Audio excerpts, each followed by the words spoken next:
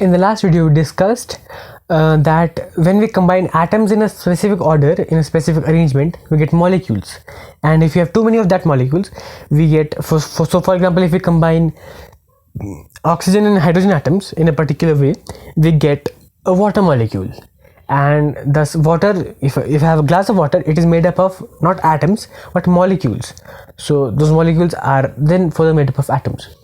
So in the first video we had seen that if you have an iron sheet, it is the elemental form of iron.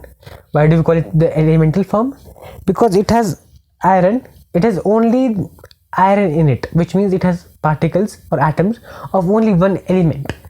But can we call water the elemental form of hydrogen and oxygen? Well, no, because water does not have only one type of element in it. It has two different types of elements. It has hydrogen and oxygen in it. And water is not made up of only atoms, it is actually made up of molecules. So water is a molecule, right? And it has atoms of two different elements. So what do we call water? We cannot call water an elemental form of any element. So we have a different name for water, which is a compound. So these terms here might be very scary at first, but they simply mean, so if I could have something in its elemental form like iron, pure oxygen, so if I have only oxygen atoms, oxygen is not generally found in its elemental form, but yeah, let's say if I have iron, so if I have iron sheet, it is only made up of iron atoms. So if I zoom into an iron sheet, it would have iron atoms arranged in some order, but it would have only iron atoms. Okay, and if I have, so that is the elemental form of iron. But if I have, let's say, water does not have only oxygen or only hydrogen atoms. It has a particular arrangement of hydrogen and oxygen atoms, and that is called a molecule, right? Atoms in a particular arrangement form molecules. So water is essentially a collection of molecules. So such a material that is made up of basically molecules, not pure atoms, is called a compound, just like water. And most of the things around us are not found in their elemental form. It could be the table, it could be the chair around on which you're sitting, the water which you drink, or even you yourself. Almost most of the things around us are compounds, or they are made up of molecules, not pure atoms, but molecules which are combination of atoms. So it could be a table, the chair, your car. Most of the things around us are compounds. So compound is a basic term that you need to know. Now many people are sometimes confused between the term compound and mixture. So I had just briefly explain the difference between what a compound and what a mixture is. So I hope you have understood the word compound, right? So if you want to make water, what you do is you cannot simply take hydrogen and oxygen and just mix them together, right? What you do is you take an oxygen atom and attach to hydrogen atoms in this specific order, and you have to do this with, obviously you don't do this physically, but you have to have some process so that you can get this kind of a molecule. And if you have this kind of a molecule, you have combined hydrogen and oxygen in a specific way to form water, which is a compound. So what we're essentially doing is we're combining these two hydrogens and oxygen in a chemical method, in a chemical way. So we are chemically combining hydrogen and oxygen to form water, which is a compound. So this is the way we actually form a compound.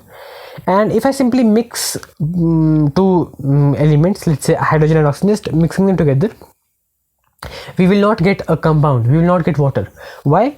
Because in that, so if I mix them in this let's say jar here, what I would get is I would get simply hydrogen atoms floating around and maybe some oxygen atoms floating around, but they would simply be floating around randomly. They would not be combined together. And I could simply use some physical method, which you'll study later, to separate these two again. But here I cannot use any simple physical method to separate them. I need to use some chemical method, because they're chemically bound now, they're chemically attached. So they have formed a new compound this way, and this is simply mixture here. So if I have to give you an analogy here, let's say I wish to combine these two colors to form some third color, purple. So one way, so some of you might think that if I take these two papers and let's say just tear them into smaller and smaller pieces. So I had red paper and I had blue paper, and what I'm doing is I'm simply tearing the paper, and now if I just to get purple color, no, as simply small pieces of red paper and blue paper. I do not have purple here, right? And I could do it as small as I want, these pieces, but it would be very, very hard for me to get purple. I cannot get purple.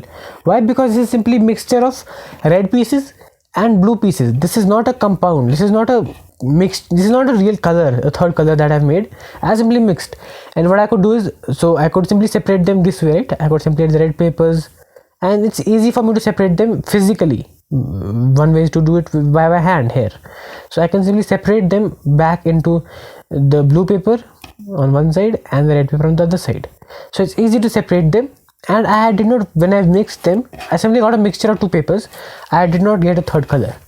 What I need to do to make a third color is take a small piece of paper here, and I need to take some amount of this color and some amount of that color and mix them really well using. So what I could do is I'll just dip my finger into it. I can take some amount of red color, and I don't know if I can put it out. Yeah. And now if I try to mix this, I need to actually physically see, I need to actually mix them this way to actually form a different color here, right? And now when I mix them this way, the colors have actually formed a third color, and I have no physical method of separating them. So this is similar to forming a compound.